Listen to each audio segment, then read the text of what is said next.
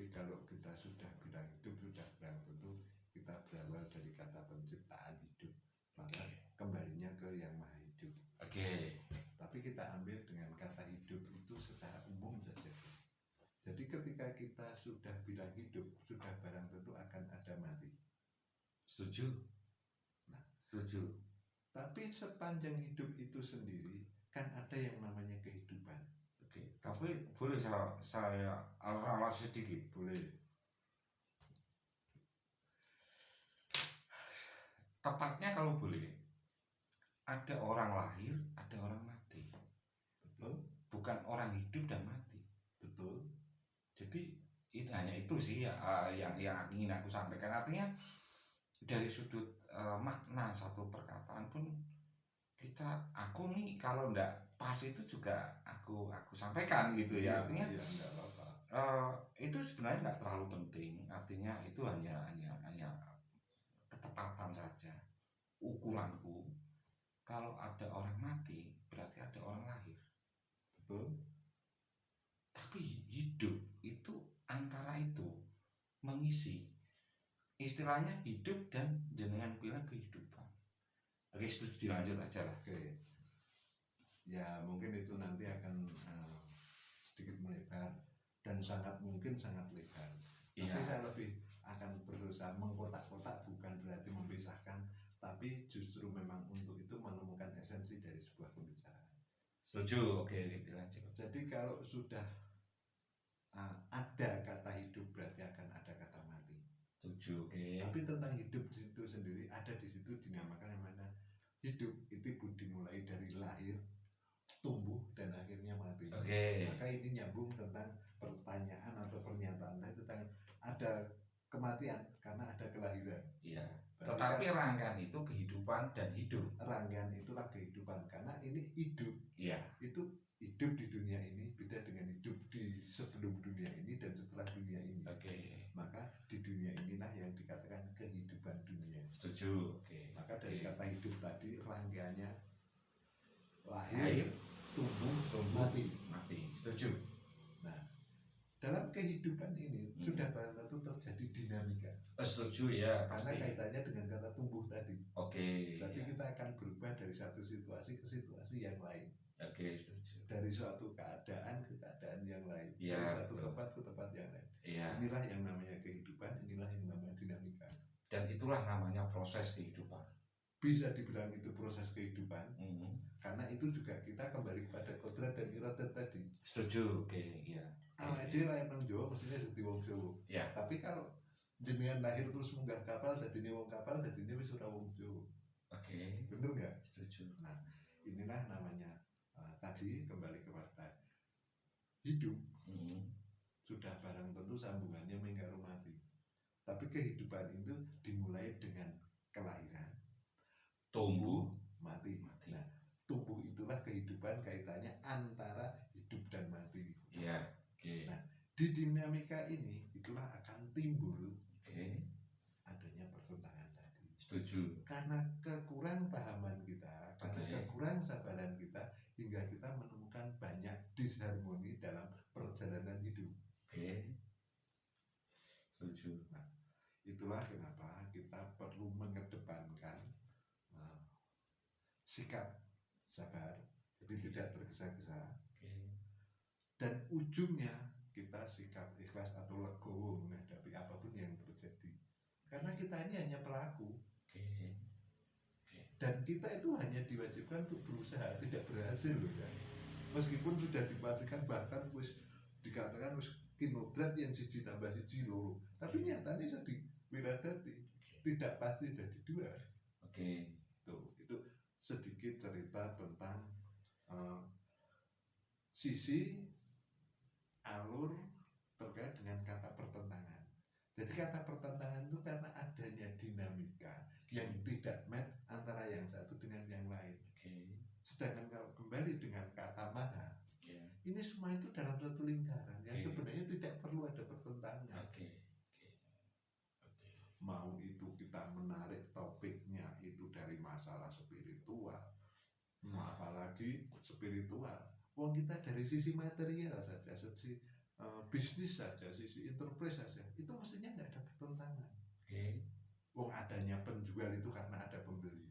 Oke. Dan tidak akan pernah ada orang beli nek rane wong jual. Oke.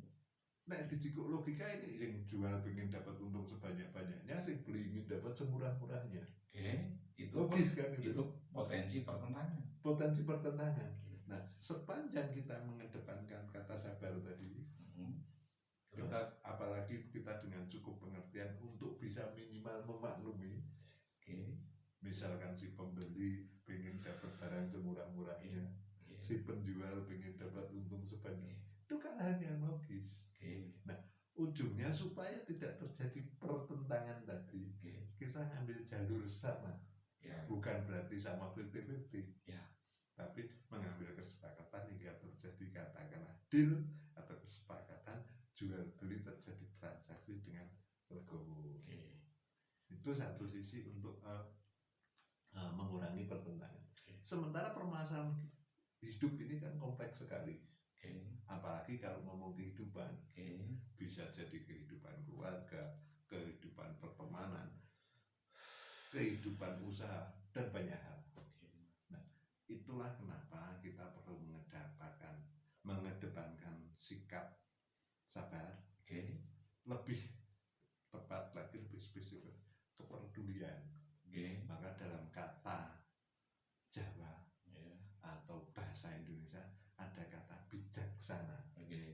Nah, kata bijaksana itu sebenarnya sesuatu yang harus diambil berupa sikap, berupa keputusan yang mendasarkan sesuatu di luar sana, bukan mendasarkan di sini. Karena kata bijak kan berbijak yang di luar sana. Ketika ini sudah bisa diterima, katakan kedua belah pihak atau lebih, itulah yang bisa dijalani dengan tanpa adanya pertentangan. Pertentangan sudah selesai. Aku bisa menerima statement itu, sebuah cerita itu, sebuah pengertian itu. Namun ada beberapa kalimat, bukan kalimat, kata yang aku tangkap mungkin sekitar 5 tadi. Ada kata-kata pertama tadi, ada kata-kata keadilan, ada kata-kata bijaksana yang sudah diuraikan,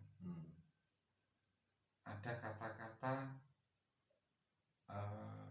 apa tadi, keikhlasan ya, ada legowo ya, keikhlasan. Awal tadi apa itu tadi, kata-kata apa itu, lupa aku mau menyampaikan. Ada kata-kata legowo, ikhlas, sabar. Sabar. Kita bedah satu-satu. Pemahaman sabar, keadilan, kebijakan tadi sudah diurai, sama keikhlasan ataupun legowo tadi. Itu sudah banyak orang yang paham. Pertanyaannya itu bukan paham dan tidaknya, tetapi sumbernya, akarnya. Jadi analognya gini, sebuah pengetahuan itu harus dimengerti dari akar, baru batang, ranting, daun, buah, bunga dan buah. Nah, dari sisi ilmu filosofi, orang bilang, bukan aku yang bilang, filosofi adalah the mother of the science. Mother of the science, jadi ibunya ilmu pengetahuan, atau boleh dikatakan yang bisa mengoneksikan semua pengetahuan dan memayungi satu pengetahuan, entah itu sosial, entah itu eksakta, itu filosofi. Mungkin agama juga mungkin bisa dinaungi dengan filosofi. Itu masih kemungkinan, aku enggak pernah berpikir ke arah itu.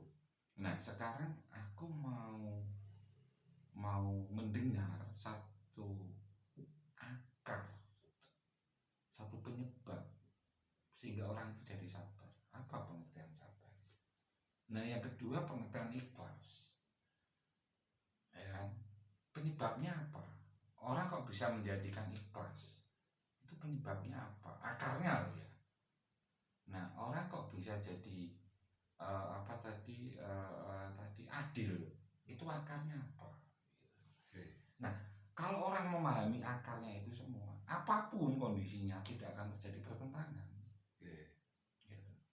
Berarti kata pertentangan tadi versi penjenengan ada 5 kata yang memang perlu keterangan penjelasan ya. Iya, biar orang banyak mendengar, memahami secara mengakar, secara pondasi gitu. Jadi tidak dari batangnya atau rantingnya atau daunnya, tapi sumbernya orang bisa sabar itu apa? Sumbernya orang bisa ikhlas itu apa? Sumbernya orang bisa adil itu apa? Oke. Kan gitu. Saya akan mencoba memulai dengan kata sabar dulu. Sesuai dengan yang saya yakini Oke. tentang pengertian sabar itu, tapi juga dengan apa yang saya alami Oke. dan saya buktikan di khalayak, di kehidupan ini. Oke. Sabar itu adalah suatu sikap mental yang tidak tergesa-gesa untuk merespon segala sesuatu. Oke. Jadi Jadi nanti ada satu segmen lagi pertanyaan berikutnya tentang sikap ya. Tapi jangan diurai dulu sikap itu apa, itu jangan. Oke. Jangan. Nanti ada lagi segmen itu. Ini kita coba di item dulu.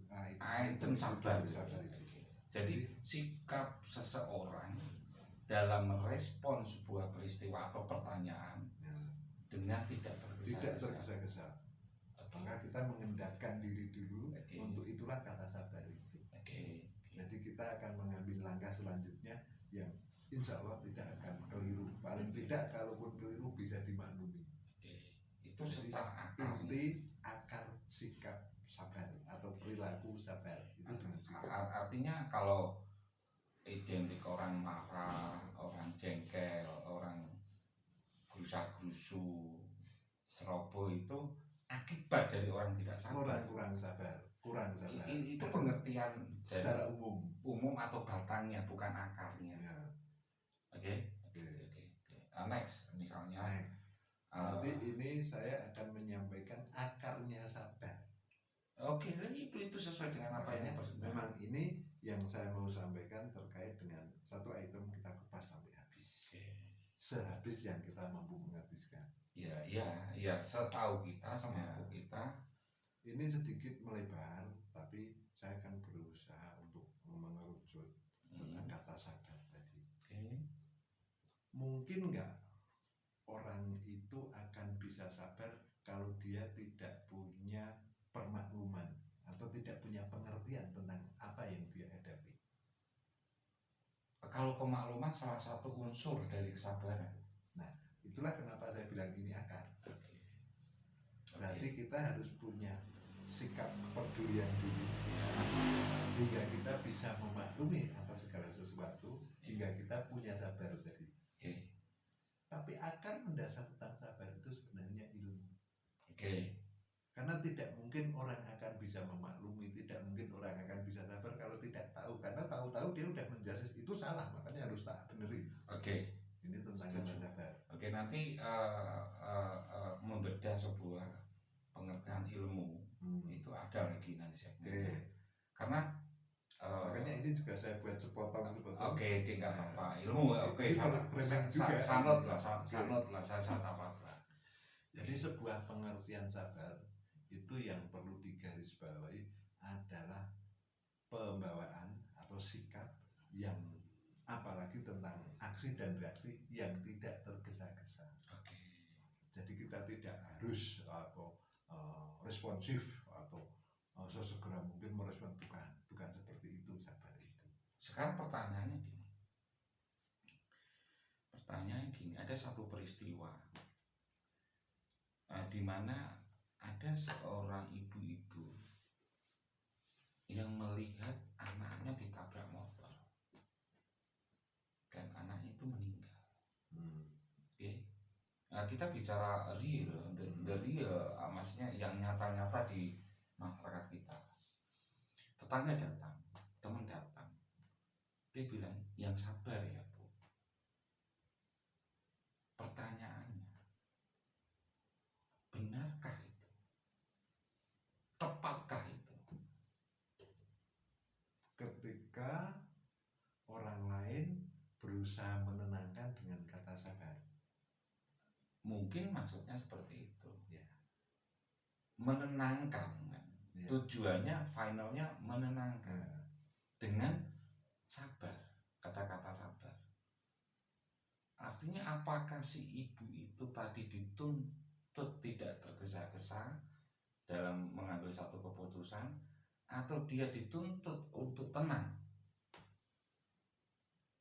Oma bilang satu kesabaran akarnya dari ketidak tergesa-gesaan sebuah sikap. betul. Makanya aku ada satu peristiwa saya anggap. Oke. Bahwa ada orang yang kehilangan anaknya, tetangganya, sobatnya datang bilang, Bu, yang sabar. Om Aulia bilang itu hanya ya tujuannya menenangkan. Berbeda dengan satu pemahaman mengambil sikap tidak tergesa-gesa, itu beda itu. Satu pengertiannya berbeda. Nah, menurut saya itu kan bertentangan pengertian itu. Nah, akhirnya timbul satu pertanyaan, benarkah kita datang ke seseorang yang lagi kesusahan itu bilang yang sabar ya? Karena finalnya tujuannya menenangkan, bukan tergesa-gesa mengambil satu keputusan. Tolong diuraikan. Ini sedikit kurang fokus. Oke. Karena penyampaian sampean tadi sempat terlihat bercabang. Di mana letak bercabangnya di mana? Bukan bercabang dalam arti dua jurusan, satu Ya. jurusan, cuman dua analogi, dua contoh. Oke. Yang satu dikatakan anak kecelakaan, Ya. berarti sangat accident sekali. Iya. Perlu reaksi cepat. Iya. Yang satu tentang anak hilang, kan beda. Oh ini. bukan. Oke, bukan anak hilang, anak yang kecelakaan. Oke, bukan berarti hilang. anak hilangnya tidak ya? Oh tidak. Itu kan Karena salah kata-kata saya. Iya, Oke, makanya saya bilang tadi ini dibilang bercabang tidak, tapi Enggak. dua kata sing nyatanya beda artinya, dan itu Iya. menuntut sikap yang berbeda itu. Iya, makanya aku ingin membuktikan satu statement Om Wang yang seperti itu tadi. Akar dari penyebab dari sabar itu satu pengertian bahwa kita harus mengambil satu sikap yang tidak tergesa-gesa. Oke. Nah, saat ini aku mengambil satu contoh. Oke. Ini hanya sekedar contoh sebuah realita yang terjadi di masyarakat kita. Ada satu kejadian seperti itu, dan tetangganya, teman dekatnya bilang, Bu, yang sabar. Kan aku tadi pertanyaannya, benarkah kata-kata itu diucapkan? Betul. Kan gitu. Kan banyak terjadi. Nah, aku tanya Om Wal gitu loh. Gini. Nah, Om Wal menjawab bahwa itu tujuannya hanya menenangkan. Aku setuju, Om. Aku setuju. Itu tidak ada yang salah dengan apa yang jenengan katakan, bahwa itu suatu hal yang menenangkan. Itu aku setuju, tidak ada masalah. Oke, putus sih di situ. Jadi sampai di kata itu prinsip dasar untuk menghilangkan pertentangan ada dapat ya di situ ya, tentang kata menenangkan tadi ya. Dapat. Oke, berarti kita dapat lagi satu poin. Sekarang yang saya mau sampaikan terkait pertanyaan analogi dengan tentang kepedulian kita terhadap musibah yang diterima orang lain. Ya. Kan jenengan mempertanyakan tentang sikap orang yang peduli tadi. Oke. Ketika dia mengucapkan kata sabar, kan begitu. Iya. Ini tadi sempat sedikit bercabang karena terkait ada dua kata tadi, tentang kecelakaan dan anak hilang, meskipun sama musibahnya katakan. Aku tak dewe. Jadi aku tadi bilang hilang. di-delete, nggak usah Oh, dimasukkan dalam karena itu salah cuma- ucapan. Oke, Aku tidak nggak mengatakan hilang. saya tidak mempermasalahkan itu, tapi saya mencoba untuk menarik supaya tidak ada pertentangan. Oke. Ini loh, masalahnya begini, itu sama-sama ketika ini diposisikan dua orang saja lah. Sampean sing kehilangan anak atau sing dapat musibah, Ya. saya sing datang dengan kata sabar, prinsip menenangkan. Oke. Jadi ya di sini ya. Jadi misalnya setuju. perkembangannya. Nah, Setuju. masalahnya kan begini. Kenapa saya mencoba menarik tentang kasusnya tadi Ya. antara hilang dan kecelakaan? Ini kan tuntutan sikap dan reaksinya berbeda, Pak. Setuju. Itulah kenapa perlu dikelirkan. Tapi Ya. setelah dikit ternyata untuk yang hilang di-delete Di-delete karena yang itu. terjadi adalah insiden kecelakaan. Ini menuntut memang sikap dan reaksi yang lebih cepat. Oke. Tapi satu kata yang pas, yang masih tetap bisa digunakan, tetap saya datang, sabar Mas Gun, sabar.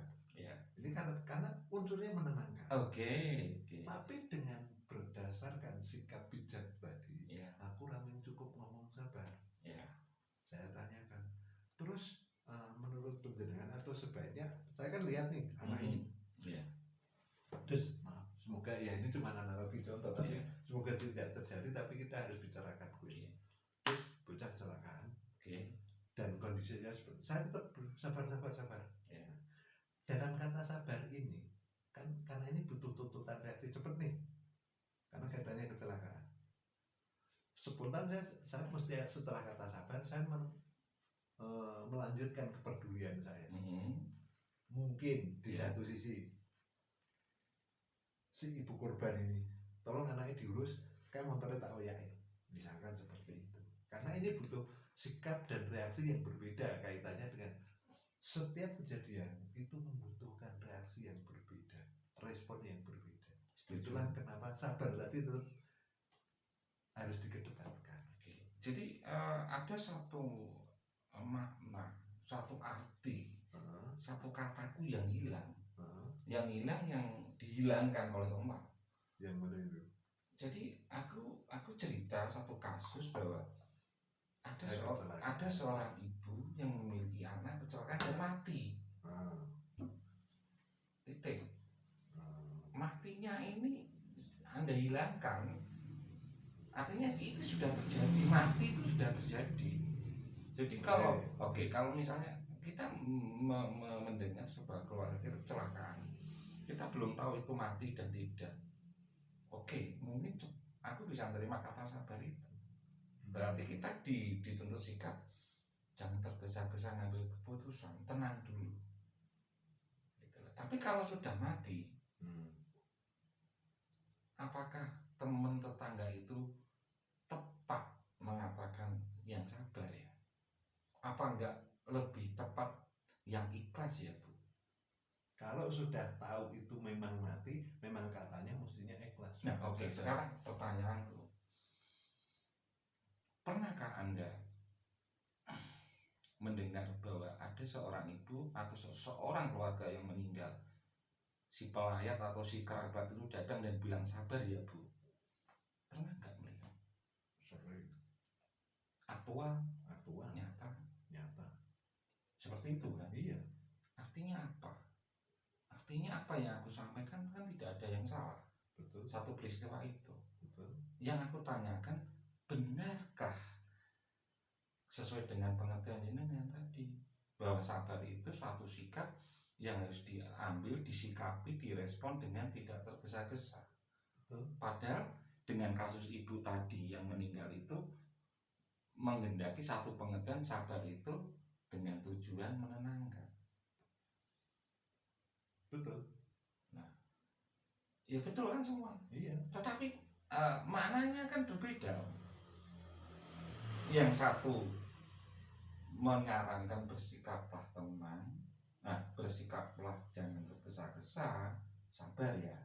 Yang satu sabar ya Bu, biar tenang karena kehilangan anaknya. Bisa nggak menangkap perbedaan itu? Makanya saya kasih compare, perbandingan bahwa kalau kita datang ke suatu tempat yang kehilangan, kita mengatakan yang ikhlas ya Bu, bukan yang sabar ya Pak. Gitu. Setuju? Kita harus pelan-pelan. Memang di sini tidak ada pertentangan, Oh tapi enggak. belum ada nyambungnya karena memang momentumnya berbeda. Pertanyaannya kenapa nggak nyambung? Aku menyimpulkan bahwa ada satu pergeseran makna seseorang. Jadi aku bilang itu tidak salah Om, tetapi kurang tepat menyampaikan kata-kata itu gitu. Jadi tidak ada nggak nyambung sebenarnya dengan kejadian yang terjadi gitu. Gitu. Jadi kata sabar itu harus ditempatkan pada peristiwa apa sesuai dengan statementnya Om Al tadi yang mengambil sikap yang tidak tergesa-gesa gitu. Makanya saya kasih perbandingan gitu. Kira-kira seperti itulah. Tetapi aku tidak bisa menjudge bahwa khalayak umum itu salah. Tidak, karena aku menyadari bahwa sosial itu dinamika, perubahan itu ada. Mungkin kalau orang Jawa bilang salah kaprah. Mungkin loh, ini baru maybe loh ya Om. Iya. Dan Tetapi kenyataan memang itu yang terjadi. oke. Banyaknya salah kaprah tadi. Oke, ya ini satu tema yang kita angkat untuk sekedar pengetahuan yang pada final jenengan tadi bilang yang saya skip tadi, sikap dan ilmu. Tadi kan saya skip itu. Sing untuk dibedah di berikutnya. Sikap, apa itu sikap? Ada ilmu itu sebenarnya dari kata-kata mual. Ya, benar. Oke, itu nanti ada finalnya di titik itu nanti. Boleh. Oke, sekarang itu masalah sabar saya anggap finish lah, selesai lah. Biarpun kesimpulannya tetap ada pertentangan tadi, ataupun kesimpulanku salah kaprah, atau kalau salah kaprah itu kan tidak 100% salah, sebuah kesalahan yang dibenarkan.